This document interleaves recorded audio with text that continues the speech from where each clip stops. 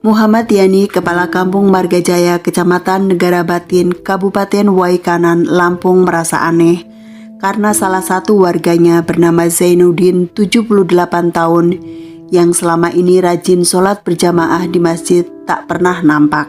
Zainuddin adalah seorang petani yang tinggal bersama istrinya Siti Romlah, 45 tahun, Wawan Wahyudin, 55 tahun, anaknya, dan Zahra cucunya yang masih berusia 6 tahun. Selain Wawan Wahyudin, Zainuddin juga memiliki 2 orang anak laki-laki, yaitu Erwin Shah 45 tahun dan Juanda 26 tahun, yang merupakan hasil pernikahannya dengan Siti Romlah. Juanda jarang di rumah karena merantau keluar kota. Zainuddin yang tak kunjung muncul membuat Muhammad Yani menanyakan keberadaannya pada Erwin Shah. Erwin mengatakan bahwa bapak dan keluarganya sedang ke gunung untuk menggarap ladangnya. 2 bulan pasca kepergian Zainuddin, Erwin Shah menjual tanah milik Zainuddin. Saat ditanya mengapa dia menjual tanah padahal orang tuanya sedang tidak ada di rumah, Erwin menjawab bahwa itu perintah dari Zainuddin untuk membayar utang. Tak berapa lama Erwin kembali menjual tanah milik Zainuddin. Muhammad Yani kembali merasa aneh dengan perbuatan Erwin. Pasalnya selama ini Erwin memang dikenal paling getol untuk memperebutkan harta milik bapaknya. Beberapa kali Erwin cekcok dengan kakak, adik, dan bahkan bapaknya mengenai tanah warisan. Tak jarang dirinya turun tangan untuk menengahi percekcokan keluarga tersebut. Zainuddin juga mengeluhkan sikap Erwin yang keras kepala dan serakah, ingin menguasai harta orang tua dan saudara-saudaranya.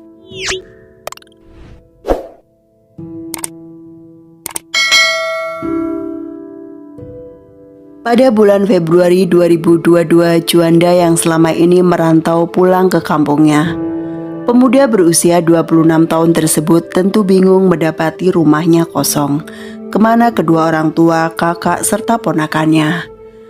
Kepada Erwin dia menanyakan hal tersebut. Kembali dijawab bahwa mereka sedang berladang ke gunung. Juanda pun menyusul ke gunung seperti petunjuk dari kakaknya, namun dia tidak menemukan siapapun di sana. Juanda pun berang dengan kakaknya karena merasa dibohongi, sehingga terjadi perkelahian antara kakak dan adik tersebut di sebuah pasar dan disaksikan banyak orang. Pada bulan April 2022, tiba-tiba Juanda pun pergi tanpa pamit. Tak seorang pun mengetahui keberadaannya. Kerabat dan tetangga tak ada yang tahu kemana ia pergi. Saat ditanyai tentang keberadaan adiknya, Erwin mengatakan bahwa adiknya kabur ke Jambi dengan membawa uang sebanyak 20 juta. Di Jambi, Juanda menikahi seorang janda. Yani meminta nomor Juanda atau saudaranya di Jambi yang bisa dihubungi. Namun ditunggu hingga 3 hari, Erwin tak juga kunjung memberikannya. Selain itu, Yani juga menemukan sebuah karung berisi baju-baju keluarga Zainuddin yang masih bagus-bagus. Kalau memang mereka berladang, mengapa baju-bajunya harus dibuang? Menyadari banyak hal yang ganjil, Muhammad Yani berinisiatif untuk melaporkan hilangnya Juanda ke polisi pada tanggal 1 Juli 2022. Kecurigaan mengarah pada Erwin, namun polisi harus bekerja keras selama 4 bulan untuk mencari bukti. Salah satunya dengan menanyai Dewi, anak Erwin yang masih berusia 17 tahun. Dari Dewi inilah diperoleh pengakuan bahwa dia bersama ayahnya yang telah menghabisi Juanda pamannya. Dewi juga menunjukkan lokasi di mana jasad Juanda dikubur di sebuah perkebunan singkong. Pada tanggal 5 Oktober 2022, Erwin ditangkap di rumahnya di Dusun Sukajaya, Desa Karangraja, Kecamatan Merbau Mataram, Lampung Selatan. Erwin tak dapat berkelit lagi karena polisi sudah mengantongi kesaksian dari anaknya. Juanda yang terus menanyakan keberadaan keluarganya membuat hati Erwin cemas. Ia takut sikap Juanda akan memancing kecurigaan keluarga besar dan warga sekitar tentang keberadaan keluarganya. Erwin khawatir rahasia yang sudah dia tutup rapat hampir selama 1 tahun terbongkar. Akhirnya dia berpikir untuk membungkam Juanda selamanya. Dengan ditemani anaknya Dewi, Erwin mencari Juanda yang kala itu berada di rumah Hengki. Juanda diajak meninggalkan rumah Hengki. Kemudian Juanda dihabisi menggunakan pipa besi sepanjang 1,5 meter. Juanda diikat kaki, tangan, dan tubuhnya menggunakan tali. Dewi disuruh ayahnya untuk menyiapkan mobil pick-up. Menggunakan mobil pick-up, Erwin dan Dewi membawa tubuh Juanda ke kebun singkong dan menguburnya di sana. Aman sudah, pikir Erwin. Rahasianya aman. Rahasia apa yang sebenarnya disembunyikan Erwin? Rahasia tentang keberadaan bapak, ibu tiri, kakak, dan keponakannya. Hasil penyidikan kasus kematian Juanda telah menyingkap tragedi mengerikan yang terjadi pada dini hari di bulan Oktober 2021. Malam itu pukul 1 dini hari, Erwin yang sedang menginap di rumah orang tuanya terlibat percekcokan dengan Wawan kakaknya. Keributan terjadi karena utang piutang dan tanah warisan.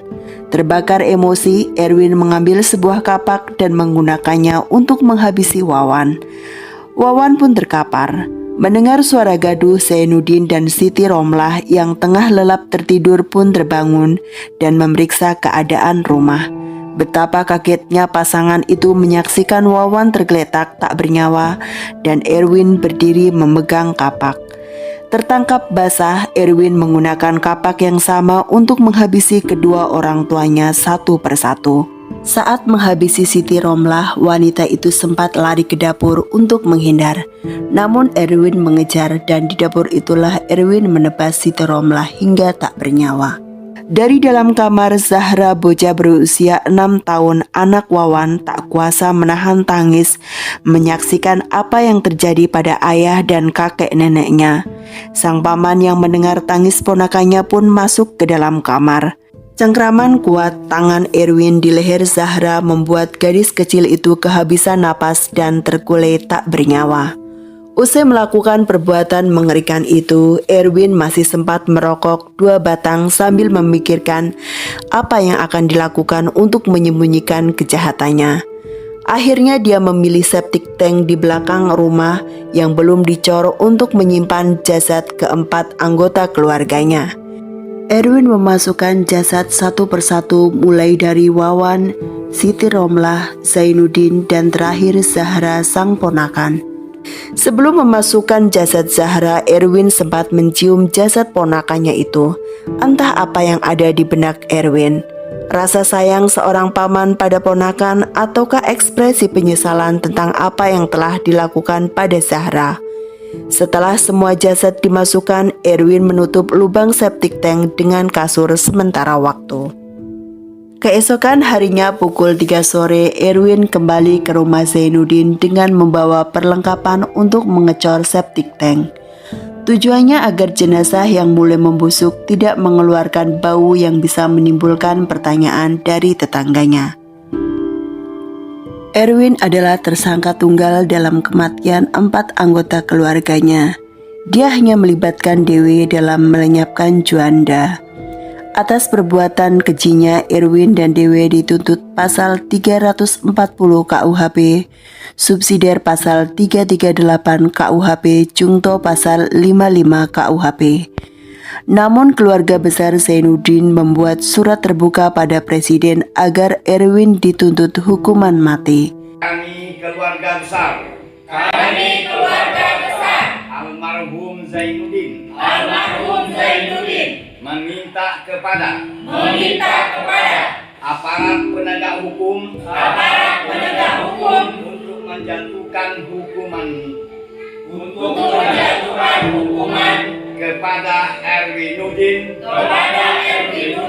dengan hukuman mati. Jasad kelima korban keganasan Erwin dimakamkan pada tanggal 11 Oktober 2022 dalam satu liang lahat setelah dilakukan otopsi. Ternyata ada satu bungsu pasangan Zainuddin dan Siti Romlah yang selamat dari peristiwa mengerikan ini. Dia adalah SF. Beruntung gadis yang duduk di bangku SMP itu dipindahkan ke Lampung Selatan oleh Erwin sekitar sebulan sebelum peristiwa terjadi. Dari kisah ini pelajaran apa yang kamu peroleh? Silahkan tulis di kolom komentar. Dan jangan lupa untuk tetap santun dalam berkomentar. Terima kasih sudah menyimak ceritaku dan sampai jumpa di cerita berikutnya. Jika kamu suka dengan ceritaku ini, jangan lupa untuk like, komen, dan share.